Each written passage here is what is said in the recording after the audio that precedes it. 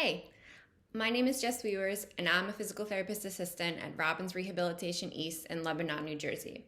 Did you know that not all PT is the same?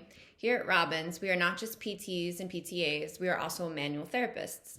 Manual therapy is the application of hands-on techniques used to therapeutically assess and treat impairments in the body.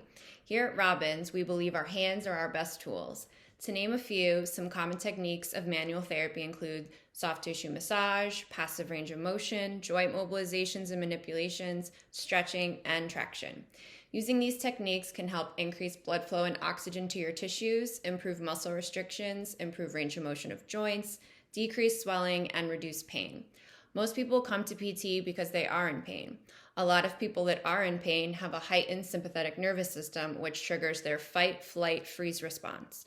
When this part of our nervous system is overactive, it can wreak havoc on our body. Manual therapy can help downregulate this nervous system by stimulating the vagus nerve, which activates our parasympathetic nervous system, aka our rest and digest response. In turn, stimulating this part of our nervous system can reduce our neurophysiological experience of stress and in turn decrease symptoms of pain. In conclusion, manual therapy and the power of touch have significant effects on our overall well-being.